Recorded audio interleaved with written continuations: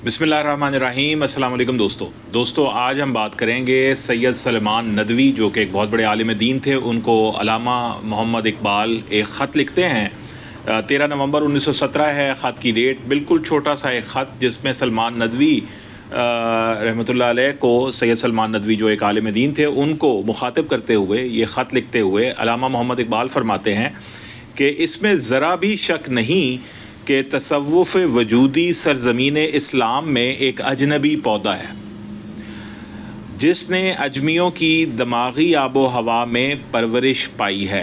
बहुत सारे लोग ये कहते हैं कि तसव्वुफ़ को अजमी पौधा ना कहो। तसव्वुफ़ जो है वो बिल्कुल भी एक अजम का तसव्वुर नहीं है बल्कि खालिसतन अरब से उठा है। और जो तसव्वुफ़ के नाक़दीन हैं उनका ये कहना है कि नहीं, ये एक अजमी पौधा है। डॉक्टर अल्लामा मोहम्मद इकबाल जो हैं इन दोनों इंतहाओं के दरमियान में हैं। डॉक्टर अल्लामा मोहम्मद इकबाल ये कहते हैं कि तसव्वुफ़ वजूदी जो है यानी वजूद के हवाले से एक ऐसे मुआरिफ़ तलाश करना या वजूद के हवाले से एक ऐसी बात करना जिसमें इंसानी वजूद और ख़ुदा के वजूद के दरमियान ताल्लुक़ को वाज़े करते हुए वहदतुल वजूद के तसव्वुरात को हवा देना या वहदतुल वजूद के तसव्वुरात को एक्सप्लेन करना जो है वो ये कहते हैं कि ये तसव्वुफ़ वजूदी जो है ये अरब की सरज़मीन से नहीं आया। सहाबा कराम की हयात तय्यबा हो, अहले बैत अतहार की हयात तय्यबा हो, उनकी सीरत हो, रसूल अकरम सल्लल्लाहु अलैहि वसल्लम के फरमुदात और इरशादात हों, उसमें हमें कहीं पर भी वजूदी तसव्वुफ़ की बात नज़र नहीं आती। हमें ऐसा नज़र नहीं आता कि सहाबा कराम ऐसी गुफ्तगू करते हों कि हमारे वजूद का रब के वजूद के साथ क्या ताल्लुक़ है। हमें ऐसा नज़र नहीं आता कि अहले बैत अतहार जो हैं वो कभी उनकी तरफ से ऐसी गुफ्तगू आई हो कि क्या इंसान का वजूद जो है वो खुदा में वासिल हो जाता है या नहीं होता है, खुदा की ज़ात में वासिल हो सकता है या नहीं हो सकता है। ऐसी चीज़ों से अहादीस के मजमूए भी खाली हैं और कुरान मजीद की भी आयात जो हैं अगर तावील ना की जाए तो ऐसी बात उसमें भी नज़र नहीं आती। तो अक्सर औक़ात जो ये कहा जाता है कि तसव्वुफ़ अजमी पौधा नहीं है, खालिस्तन अरबी है। अल्लामा मोहम्मद इकबाल कहते हैं कि तसव्वुफ़ जो है उसके वो हामी नज़र आते हैं, तसव्वुफ़ को मानने वालों में से हैं, मगर वो ये कहते हैं कि जो तसव्वुफ़ वजूदी है इसके ऊपर जितनी भी मारिफत बयान की गई है या मारिफ के नाम पे जितनी भी बातें बयान की गई हैं वो ये कहते हैं कि सरज़मीन इस्लाम यानी अरब की हिजाज़ की सरज़मीन जहाँ से इस्लाम आया है उसमें सिर्फ़ ये एक अजनबी पौधा है, यानी ये एलियन है। इस तरह की तो गुफ्तगू हमें इब्तिदा में नज़र ही नहीं आ रही। और साथ वो कहते हैं ये जो तसव्वुफ़ वजूदी है इसने अजमियों की दिमागी आबो हवा में परवरिश पाई है। यानी अजम का इलाका क्या, वो इलाके जहाँ पे अरबी नहीं बोली जाती। यानी सऊदी अरेबिया यानी हिजाज़ से जब इस्लाम फैला इराक़ में आया अरबी बोल रहे थे, लेकिन जैसे ही वो ईरान में आया या ईरान के बाद हिंद में आया तो ये वो एरियाज़ हैं जहाँ पे अरबी नहीं बोली जाती।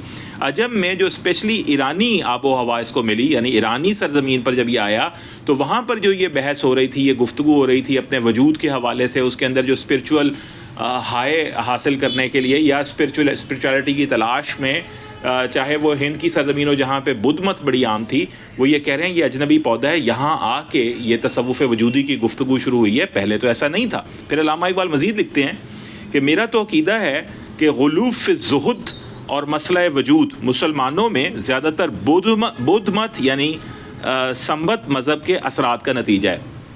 वो कहते हैं कि ये जो गुलूफ़ कहते हैं, जब आप मोहब्बत में किसी चीज़ को इस तरह से अपनाएं कि जिस शख्सियत से आप मोहब्बत कर रहे हैं वो उस इल्म के मुताबिक ना रहे। तो यहाँ पर हिंद की जो सरज़मीन है, यहाँ पर आपको पता है कि जो बुद्ध मत की एक पूरी रिवायत चल रही थी और उसके अंदर जिस तरीके से निर्वाणा हासिल करना और स्पिरिचुअलिटी और इंसान खो गया है, घर से दूर चला गया है, रहबानियत इख्तियार कर ली है, जंगलों की ज़िंदगी गुजार रहा है और अपने आप को ये कह रहा है कि मैं दुनिया से कट गया हूँ, मैं तारिकुद दुनिया हो गया हूँ, और उसको ज़ुहद का नाम दे दिया गया। जब वो इस्लामी टर्मिनोलॉजी में आई तो इस्लाम की टर्मिनोलॉजी में उसी चीज़ को अपनाकर उसको ज़ुहद का नाम दे दिया। तो अल्लामा इकबाल कहते हैं ये गुलूफ़ है, गुलूफ़ ज़ुहद है। और मसला वजूद मुसलमानों में वो कहते हैं एक तो ये गुलूफ़ ज़ुहद यानी तारिकुद दुनिया होने में गुलूफ़ करना, और साथ यानी मसला वजूद कि अल्लाह और इंसान के वजूद में क्या चीज़ हम आहंग हो सकती है, इसके हवाले से गुफ्तगू करना, ये तो बुद्ध मत से आई लगती है, इसमें इस्लाम की गुफ्तगू हरगिज़ नहीं है। फिर वो ये कहते हैं कि ख्वाजा नक्शबंद कहते हैं, बहाउद्दीन नक्शबंद रहमतुल्लाह अलैह, आज़रबाईजान में ग़ालिबन उनका मज़ार मुबारक भी है, और मुजद्दद सरहिंद यानी शेख अहमद सरहिंदी जिन्हें मुजद्दद अल-अफ़सानी भी कहते हैं, علامہ اقبال کہتے ہیں خواجہ نقشبند اور مجدد سرہند کی میرے دل میں بہت عزت ہے. بے شک مجدد الافسانی رحمۃ اللہ علیہ پہ علامہ اقبال کی ایک نظم بھی موجود ہے جو ان کی تعظیم میں آپ نے لکھی. وہ کہتے ہیں ان کی تو میں بہت عزت کرتا ہوں، مگر افسوس کہ آج یہ سلسلہ بھی اجمیت کے رنگ میں رنگ گیا ہے. یعنی نقشبندی سلسلہ جو کہ اپنی طرف ہم تمام سلاسل میں بڑا سخت ہمیں محسوس ہوتا ہے کہ وہ اسلام پہ کاربند ہے، وہ کہہ رہے ہیں یہ بھی رنگا گیا ہے. یہی حال سلسلہ قادریہ کا ہے جس میں خود بیعت رکھتا ہوں.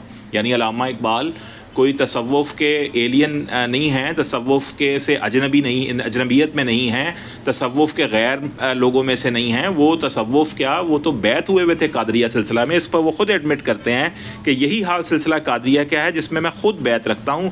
حالانکہ حضرت محی الدین عبد القادر جیلانی رحمۃ اللہ علیہ کا مقصود اسلامی تصوف کو اجمیت سے پاک کرنا تھا. وہ کہتے ہیں حضرت شیخ عبد القادر جیلانی رحمۃ اللہ علیہ جن کا مزار جو ہے وہ مزار اقدس وہ بغداد شریف میں ہے، اور وہ ایک بہت جلیل القدر بزرگ ہیں جن کو تمام سلاسل میں ایک بہت اہمیت حاصل ہے.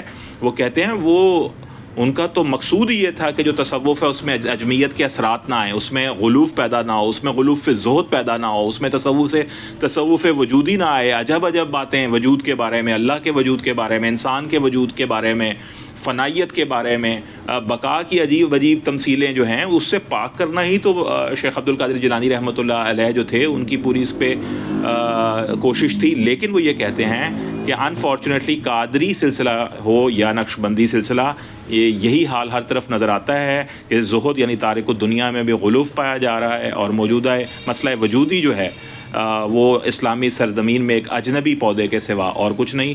اور اس اجنبیت کی وجہ سے اسلام کی اپنی اسپرٹ اور جو روح ہے وہ متاثر ہوتی ہے. یہ وہ خط ہے جو انہوں نے حضرت سید سلمان ندوی کو لکھا 13 نومبر 1917 کو، اور اس خط کو میں نے آپ کے ساتھ شیئر کیا.